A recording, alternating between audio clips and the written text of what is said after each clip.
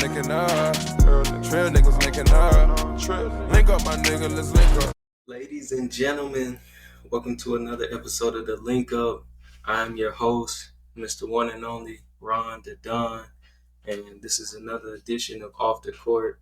I am Dolo today, but fret not, I got a very exciting episode for you guys, and I'm excited, to do this episode. We're gonna get into our free agency grades for every single NBA team, so you want to stay tuned for that. But to start, man, we gotta get down to a little bit of news here on the pod. Starting with the W, man. The W has been on fire lately. If you've been tuned in, the best player in the league, A'ja Wilson, has now became the franchise leading scorer. So she's continuing her dominant streak. Might be well on her way for another MVP season. It's looking likely. You got the rookies making history. Angel Reese, Caitlin Clark, both making the WNBA All-Star team. I believe this is the first time since 2014. I believe so. So that's, huge in itself. And then individually, Angel Reese breaks Candace Parker's streak, 13 straight double-doubles. Caitlin Clark being the first ever rookie in the W to record a triple-double. So the league is on fire right now. And the women are doing, amazing things. We're almost approaching the All-Star / Olympic break. So, whatever happens after that, I'm very, excited to see. As far as the Olympics, man, the Olympics, preliminary rounds, that's a hard word for me, ladies and gentlemen. That's been on fire.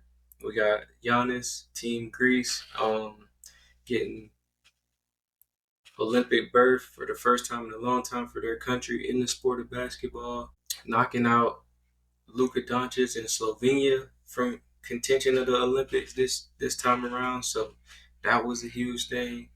Jose Alvarado going crazy on the Puerto Rico national team. And then, of course, you got one of the biggest threats to Team USA, Team France, with the down low duo of Victor Wembanyama and Rudy Gobert. And it's looking like scary hours, man. Wemby, as a point guard, dribbling the ball up, handling, dishing it. Rudy actually, finishing strong at the rim. I'm very excited to see the potential matchup with them and Team USA down the line. And speaking of Team USA, they're in practice right now, scheduled to play their first game this upcoming weekend against Team Canada. So I'm looking forward to that. But right now, it's just been practicing. We've been seeing a lot, been hearing a lot, and it's been very interesting. And I'm going to get into some of those quotes later. But also going on, we got a summer league going on, the California Classic, in the Salt Lake City Summer League in Utah going down. Bronny James made his Summer League debut this past weekend, only scored 4 points. And this is, got all the haters in the uproar. I know my brother come on here and say I'm a hater. I'm not a Bronny hater. This is Summer League. He's still getting acclimated. It's all about what he does on the court in the actual NBA for me. So I'm reserving my judgments for then. But it is kind of funny to see all the Nassas Adetokounmpo comparisons. That junk is crazy. The internet is undefeated. Also, his running mate Dalton Knecht didn't have the strongest game, but to be seen. Bronny actually was held out of the game yesterday for swelling in his leg. So hopefully, I know they said it was just precautionary, but hopefully we do get to see him again over the course of this summer. Some other standout performances: Stephon Castle for the San Antonio Spurs was looking solid. Khalil Ware for the Miami Heat was looking solid. So I'm very much looking forward to the Las Vegas Summer League to start this upcoming weekend, and for some people to put us on notice. I for one can't wait. But that's has been the news. Majority of it coming out of this past weekend. But we definitely about to get into a lot of the free agency. A lot has happened, and I've been wanting to take a deep dive into it. So that's what we're gonna do today, ladies and gentlemen. Uh, I'm pretty sure most of you, if you're watching on YouTube, we're about to do tiers for every NBA team. Yes, all 30. I am going to punish myself like that, but I'm very excited. I like doing this type of stuff.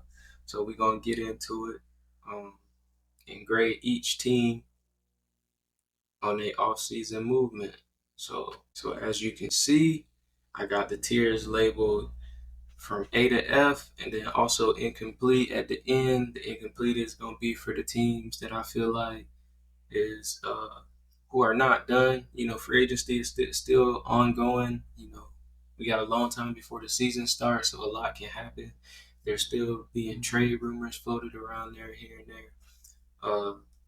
But yeah, man, let's get it started. First up, I got the Atlanta Hawks. For me, it's been kind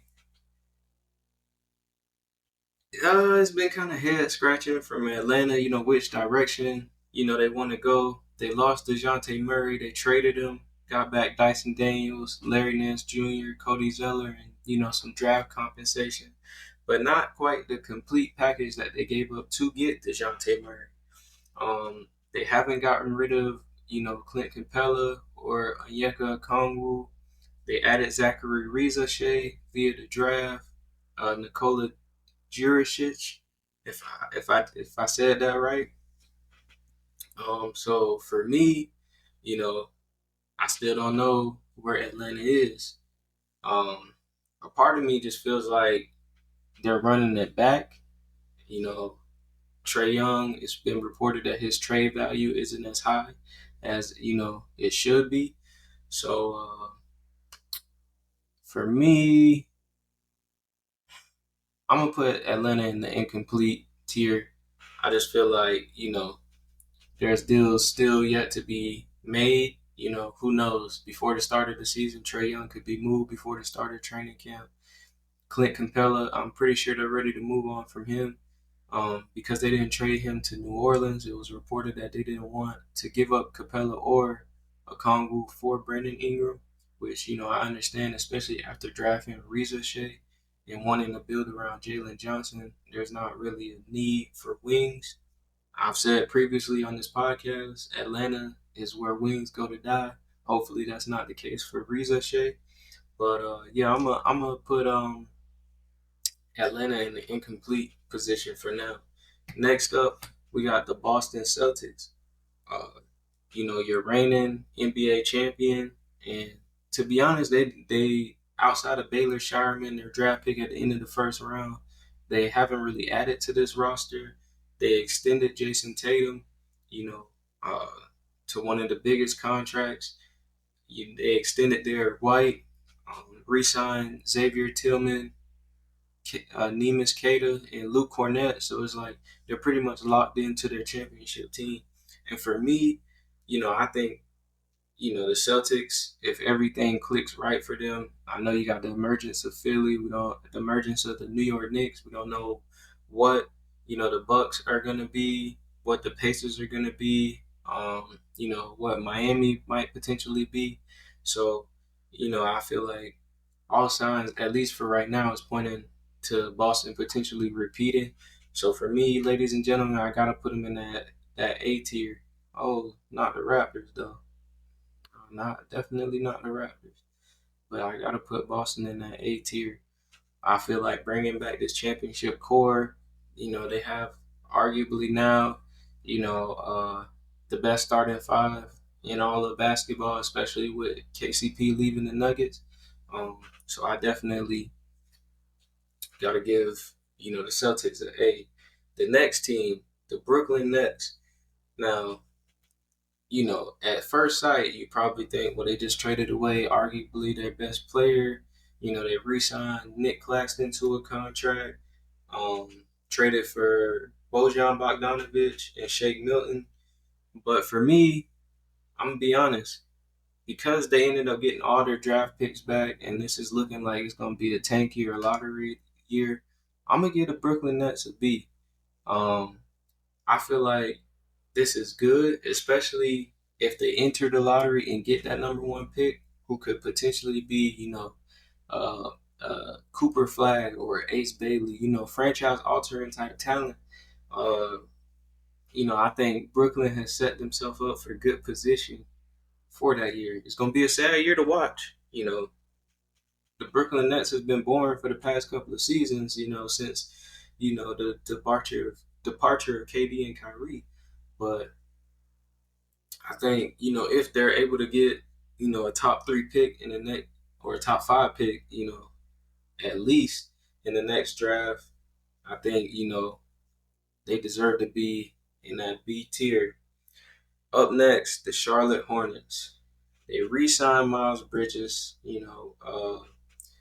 They traded for Josh Green, Reggie Jackson, so they got a little bit of vet depth right there. They drafted Tijon Salon, who I like the idea of potentially being a good prospect down the line, but for this Charlotte team, I don't know how I feel about it. I felt like they should have went. Well, you got Reggie Jackson, but get some insurance for LaMelo Ball. He's been hurt. Have people to build around the tandem of LaMelo and Brandon Miller. I would have to put Charlotte in that D. I got C or D here in one category, so I have to put Charlotte there. D, because they went with potential for the draft. I can respect that. They ended up re-signing, Miles Bridges. Who when he's on, he can average 20 plus points a game. In the season. Then you got LaMelo and Brandon Miller. Another season together. So I think they're still a lottery team, but I think they're gonna be, if healthy, better. This season. Up next, the Chicago Bulls. Still haven't traded Zach LaVine. Traded Alex Caruso for Josh Giddey without getting, any draft compensation. Lost DeMar DeRozan for nothing. Drafted Matas Buzelis, which I like, for them. Re-signed Patrick Williams. So it looks like Chicago is picking a direction finally. I would say that you could put them in the incomplete, tier. But for me, right now, I'm going to give them a D. I just feel like I said, Zach LaVine, Nikola Vucevic still on the roster.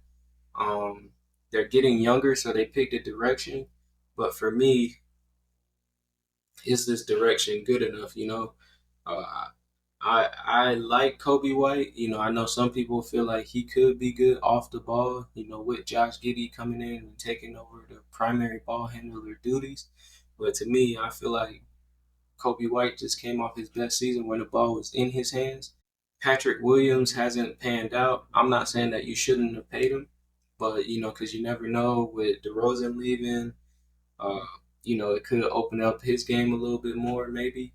But I just don't think they had the most impactful offseason that they could have had, with the losses they had. I do like the Jalen Smith signing and getting Chris Duarte though. I like that. Up next, the Cleveland Cavaliers. Re-signed Donovan Mitchell. And that's pretty much it. They haven't done anything else. So this team is basically the same. We don't know what else they might do. But for me, I'm going to have to put them in that C tier. It doesn't look like any of their core four is leaving. Darius Garland kind of came out and said he laughed at the whole rumors of him leaving if Donovan resigns. So I just feel like Cleveland is in that same spot that they were last year. They struggled against a Magic team first time in the playoffs. They took, the Magic took them to 7. Donovan Mitchell was hurt during the Boston series, but I think the result would have been the same whether he was healthy or not. So I'm gonna have to put the Cavaliers in that C tier for sure. they haven't really done anything to show that they're gonna be better. There's still obviously fit concerns with the pairing of Garland and Mitchell, how that's going to work long term. And then also Mobley and Jared Allen, especially if Mobley's shot, 3-point shot isn't falling consistently. So a lot of, questions. They got Kenny Atkinson. I respect it, but, maybe he could change the offense, but we'll see. Moving on here, the Dallas Mavericks. For me, the Dallas Mavericks, a B. They lost Derrick Jones Jr., but to be able to get back Klay Thompson and Najee Marshall, I feel like kind of, fills that gap and gives them more depth. I know a lot of people may not know about Najee Marshall, but, 3-and-D wing can definitely, fill that gap, that Derrick Jones is leaving, and then also with him and the addition of Klay Thompson, these are people who are more than likely to knock down open threes. We saw in the finals, PJ, Derrick Jones Jr., Josh Green, those guys was getting left open. But for me, these guys, they're gonna hit their shots, and they got Quentin Grimes too, which I like as well. The Denver Nuggets. I like what they did in the draft, selecting DaRon Holmes. I love that, for them in the future. They signed Dario Saric. But for me, like I said, free agency isn't over. But right now, I got to give them an F. They lost KCP, lost Reggie Jackson. So, you're down guard depth. I like Christian Brown, but, I don't know if he's ready to fill that KCP role yet. I know they're high on, Julian Strother, Peyton Watson, but, it's a wait and see. So for now, I got to give them an F. It's tough with these teams approaching the second apron. They got make a lot of difficult decisions. It seems like Denver is interested in Russell Westbrook. I still don't think that makes a huge difference. But right now, I got to put him in that F category. The Detroit Pistons are up next, and this one is a tricky one for me. They drafted Ron Holland, who I like. I think he's going to be a very good prospect. The only problem is Detroit's main problem last year was lack of three-point shooting, and all scouting reports said that for Ron Holland, his three-point shot, wasn't there as far as efficiency-wise. And then you have that, and then they selected Asar Thompson last year. So both these guys, young, athletic wings who have the intangibles to get it done on the defensive end from day one. But just that lack of shooting is questionable. But they did do some things I like. They went and got Malik Beasley, Tobias Harris, re-signed Simone Fontecchio. So basically ensuring that wing shooting. I feel like that's going to be important for them. I don't think, they're going to be world beaters and be in contention for even a play-in spot this year. But I do like the direction that they're headed, bringing some vets in, bringing some shooting. And, who knows? So for that, I'm going to put them in the C category, the C tier for sure.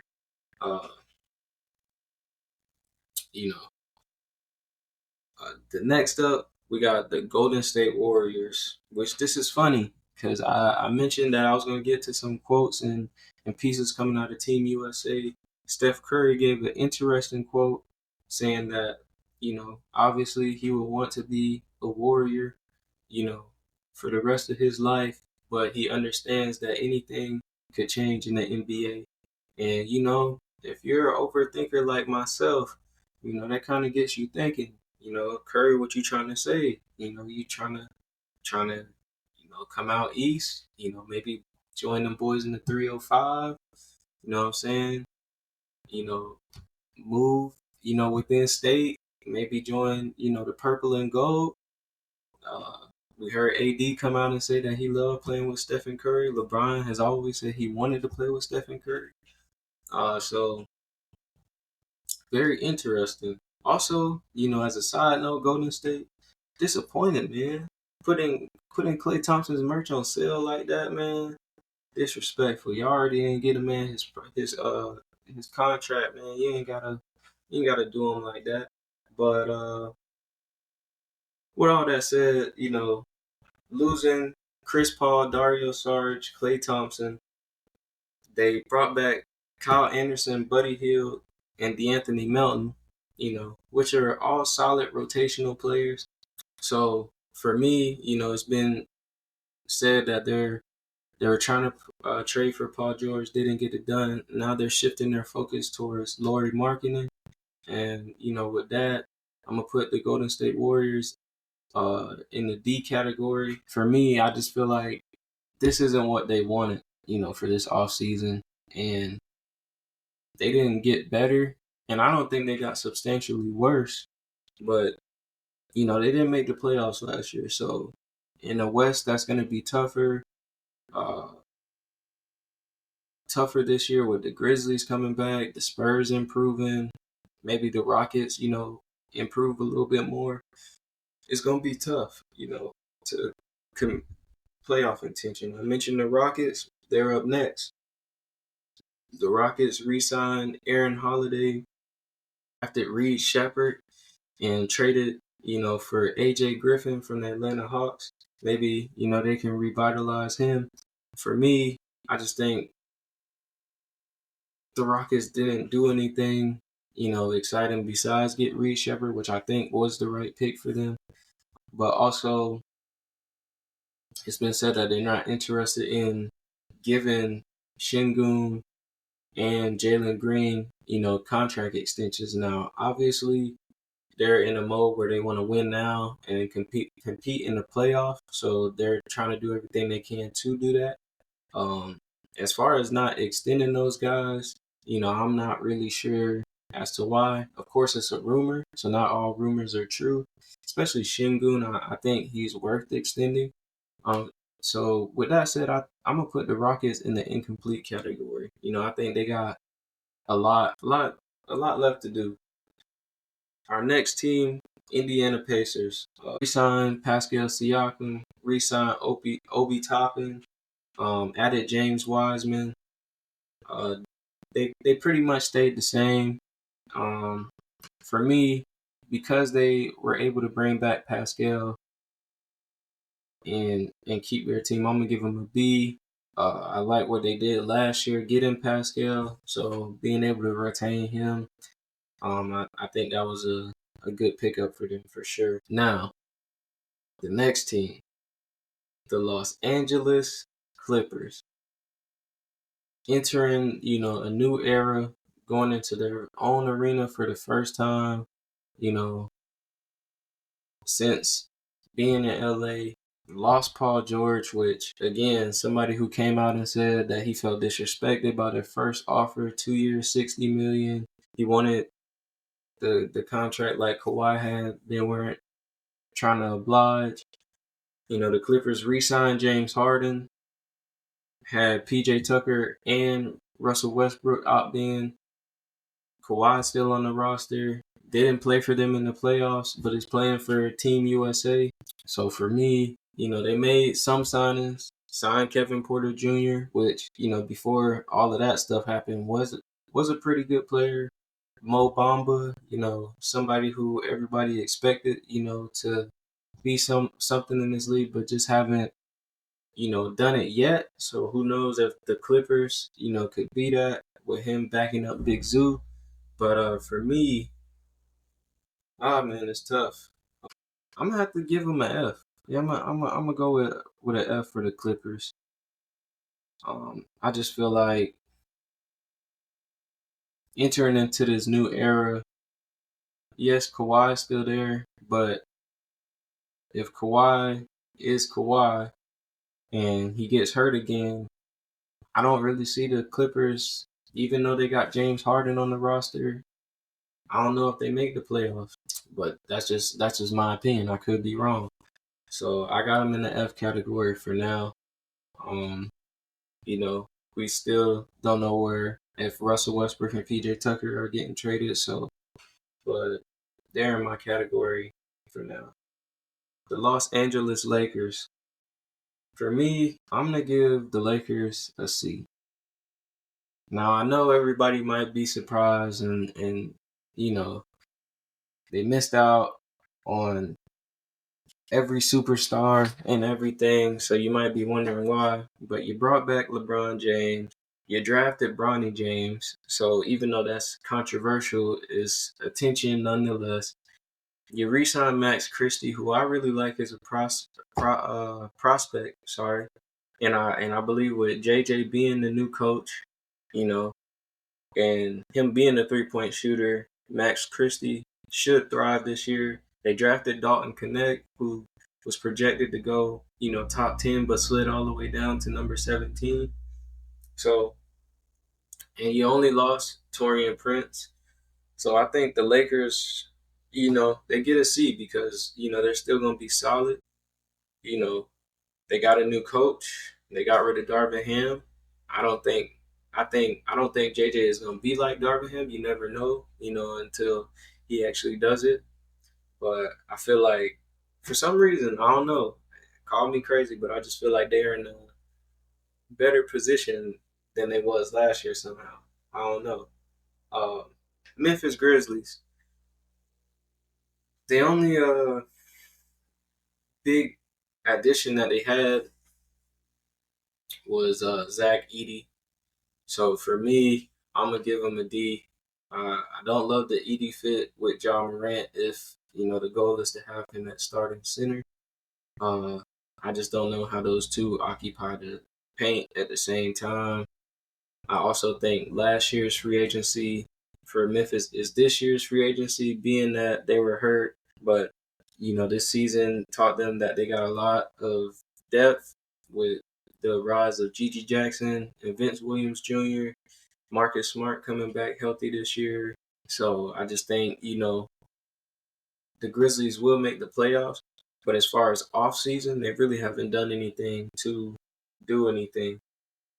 Up next, my team, the Miami Heat. It pains me to do this, but Zach Lowe came out and said it's sad to watch, and I'm gonna have to agree. And I gotta give Miami a F. Don't hate me, Heat Nation. Don't hate me, but I just feel like it's true. 2 summers in a row that you stay put, and you bring back the same roster. You could really say 3 summers in a row, honestly. You missed out on Dame last year. You lost, PJ Tucker the year before that. You lost Max Strus, Gabe Vincent last year. You lost Caleb Martin. You're on the verge of potentially losing Highsmith. I love the draft pick, Khalil Ware. He's looking good, but outside of that, this roster is the same. You re-sign Thomas Bryant, Kevin Love, Josh Richardson, and somehow it just doesn't feel like they haven't gotten better. And they're really kind of like Denver Nuggets. They can't really do anything because of the cap. So it pains me to say, I gotta put Miami, in that F position. Joining them for the same reasons, the Milwaukee Bucks. I'm gonna put them in the F position. Draft night was kind of questionable. They went for, if they're a team that went and got Dame, and Dame is getting older, got Doc Rivers, they got Chris Middleton. This roster is kind of old. They drafted young, which isn't a bad thing, but instead of being in win now mode, they went and drafted young. So granted, Giannis was hurt last year, but I don't see them beating, Boston in a 7-game series with, they lost Malik Beasley. They signed DeLon Wright, which I like that, signing for them. Defensively, they signed Taurean Prince, another wing. They haven't re-signed Jay Crowder yet. They could potentially be moving Brook Lopez. So it's like, I don't know where Milwaukee is going for here. Doc Rivers still the coach. With the summer under his belt, it could all turn around. But for me, I'm not liking what I'm seeing this offseason with Milwaukee. And again, I agree with Zach Lowe. It's sad to see like these 2 teams, Milwaukee and Miami, staying in the same place. For me, It's just that's why I got to put him in the F category, unfortunately. The Minnesota Timberwolves. Personally, I think they had a great draft getting Dillingham and Terrence Shannon Jr. They got Joe Ingles. Cat still on the roster with his big contract. Rudy still on the roster. But you got Ant-Man. And for me, I'm going to give the Timberwolves a B. I think, they got better as far as, bench scoring for sure and depth. And I'm looking forward to seeing what they can do in the West next year, personally. The New Orleans Pelicans.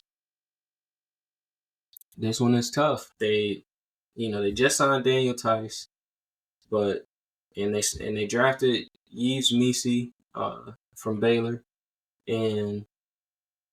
but the center position is still a questionable one, because Zion needs that paint.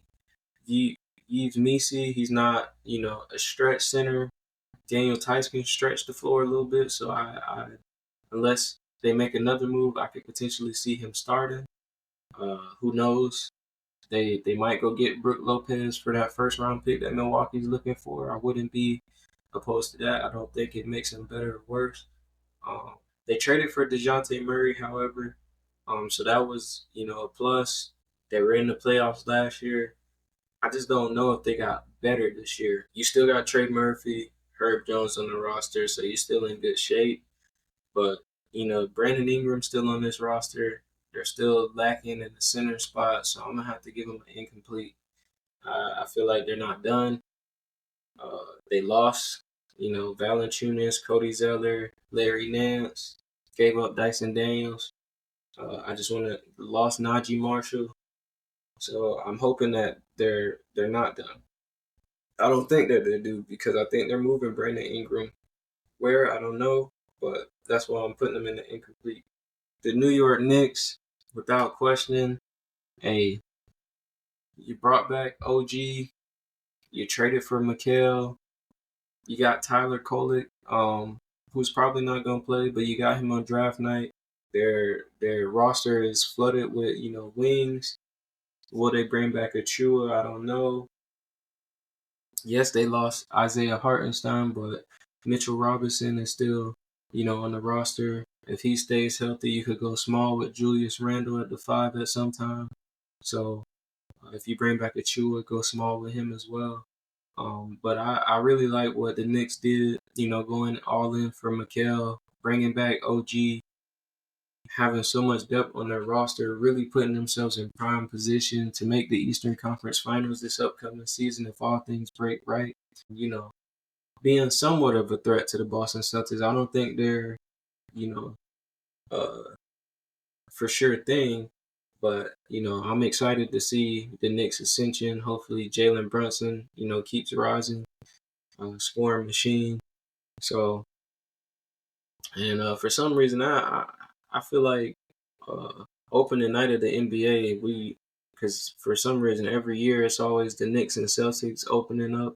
I feel like opening night of the NBA, Celtics getting those rings. This will be the opening night matchup in Boston, the Knicks versus the Celtics. I just feel like, that's what it is. Another team joining the A tier gotta be the Oklahoma City Thunder if it stops freezing. Got Isaiah Hartenstein, position in need, center position, helping Chet down low. Went and got Alex Caruso, a big-time defensive player that you can put next to Chet in the backcourt. And you gave up Josh Giddey for him. And then you gave up Josh Giddey just to draft Nikola Topic, who is going to be out, so you don't need him in the immediate future because OKC is that good. They were at top of the West last year. But Topic and Josh Giddey have similar type games, so you didn't really lose anything. You didn't give up a draft pick. You re-signed Wiggins and Joe. Yeah, for me, it's an A, most definitely, for Oklahoma City. Next up, we got the Orlando Magic. Re-signed Goga Bitadze, Gary Harris, Jonathan Isaac. Extended Franz Wagner and re-signed his brother Mo Wagner. So you're basically keeping the same team, and then your addition was KCP, which I love it for Orlando. They gave that big money to, a prototypical 3-and-D, role player, a high level role player, a 2-time champion everywhere he goes. After he left Detroit, he was a winner. So I like this for the Magic. However, I don't know if I like it enough. I feel like they didn't address the point guard position, and that's something that they definitely need right now. It's just been, a constant spin the wheel of who gonna be the starting point guard with Fultz, Suggs, Cole Anthony, and Anthony Black, and none of them has really panned out. Suggs did it towards the end of last year. Maybe he can continue building on that next to KCP in the backcourt, but just for right now, I gotta put the Magic in the C position. The next team, the Philadelphia 76ers, are an all man. They're definitely an A. We heard that Daryl Morey is a liar, but this past summer, he's a winner. I think the 76ers have won the free agency thus far, signing Paul George, extending Maxey, re-signing Kelly Oubre, signing Andre Drummond, drafting Jared McCain, and then signing Caleb Martin. I think Philly has gotten better. The only thing that's going to stop them this season is health. If they're not healthy, it's going to be very difficult. I, for one, am definitely looking for a rematch in the playoffs between the Knicks and the Sixers. That was one of my favorite series throughout the entire playoffs. But the Sixers, they look, loaded. Hopefully, Joel Embiid can get back to MVP form. Maxey can, continue building off his most improved season. And PG just slots right in there and does what PG does. Definitely scary hours in Philadelphia, and I'm excited. The Phoenix Suns, re-signed Bobo, Damian Lee, and Royce O'Neal. They got a point guard in Monte Morris. Got a backup center in Mason Plumlee. Drafted Ryan Dunn for defense. So being that the Suns are very limited in what they can do, it wasn't the best, but I'll give them a D. I feel like being limited, and actually not a D. I'll give them a C. Being limited in what they could do, bringing back Royce O'Neal, drafting Ryan Dunn, going to get a point guard, which is what they need in Monte Morris, who will help. I feel help getting a backup center. Even though they lost Drew Eubanks, I feel like the Suns had a pretty decent summer for what they could be. The Portland Trailblazers. For me, they drafted Donovan Clingan while already having Robert Williams, DeAndre Ayton, and Doo-Wop Reef on the roster. They're flooded at guard. Scoot, Anthony Simons, Shaedon Sharpe, Jeremy Grant's high contract still on the roster. So for me, I envision a lot of roster changes in their future. So I'm going to have to go with incomplete on this one. I feel like, it's going to be a busy offseason for them. And I'm definitely seeing a lot of trades in their future to clear up some things. The Sacramento Kings this weekend pulling off a signing trade for DeMar DeRozan, re-signing Malik Monk, drafting Devin Carter, losing, Harrison Barnes. To me, call me crazy, but I'll give him a B. You went and got another 20-plus scorer. I think, it's going to relieve the pressure off of Fox tremendously. The pick and roll with, DeMar and Sabonis is going to be good. Defensively, I'm not worried, especially if you have, Devin Carter and Keegan Murray in that lineup with them. The defense should balance out a little bit. So I'm very excited for the Kings. They could potentially, go back to the playoffs with this roster. Are they going to the second round? Maybe not, but this is one of them things they capitalized when they could. We saw De'Aaron Fox come out and say he's waiting on signing his extension to see how the roster shakes out. So I feel like these additions that they had this summer, for me, I have to put them in the B category for sure. The San Antonio Spurs, I gotta give them an A. Is an alien. The man is ridiculous. And then you go get him a point guard and Chris Paul. You go get Stephon Castle in the draft. Harrison Barnes, can be a good four or just a good wing in general. Devin Vassell, you kept your young guys, Vassell, Keldon Johnson, Sohan. So you still got those guys. And I think all those guys are going to get better playing with a guy like Chris Paul. So for me, I definitely, have to put San Antonio at an A. They're making a push to become more competitive and not be in the lottery this year, and I respect it. So they're definitely getting an A from me. Next up, we got the Toronto Raptors. Re-signed Scotty Barnes. He's now the highest paid Raptor in franchise history.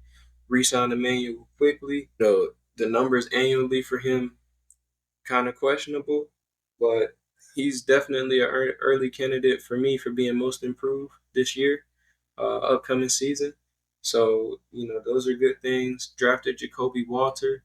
I like that draft pick. Him having 3-and-D potential, potentially, being a Kentavious Caldwell Pope.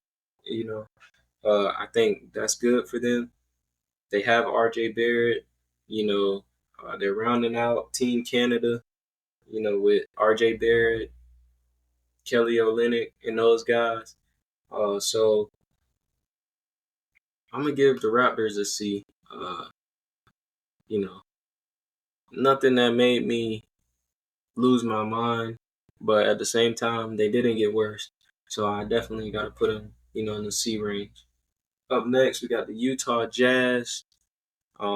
Drafted Cody Williams, which, I like that pick. Got Isaiah Collier, Kyle Filipowski. It's a lot you could say about that, but I'm not going to do it. But, Collier being a boomer bust type prospect. I like that for them.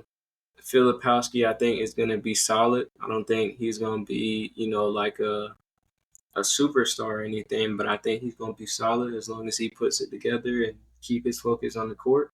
But however, I feel like the Jazz, they want Cooper Flag. They want to be in that lottery this next season, and we've been hearing the rumors of them potentially trading Markkanen. And they have a deadline to meet because Markkanen is going to be up for that extension, around this time next month. And if he signs that extension and Utah offers it to him, he can't be traded for 6 months. And with him on this roster, the likability or the likelihood is the better word of them being, in that top 5 4 draft picks is, very low after that point. So, you still got guys like John Collins, Colin Sexton, Jordan Clarkson on this roster. I can see them being moved. So for me, I just have to put, the Jazz in the incomplete because I feel like it's a lot left to be done. And our final team, the Washington Wizards. I was a big fan of what they did in the draft. Getting Alex Sarr, who was projected to go number 1.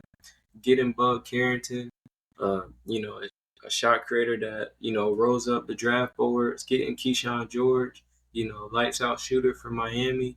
Signing Jonas Valanciunas. We heard Sarr say that he would prefer to play the power forward position.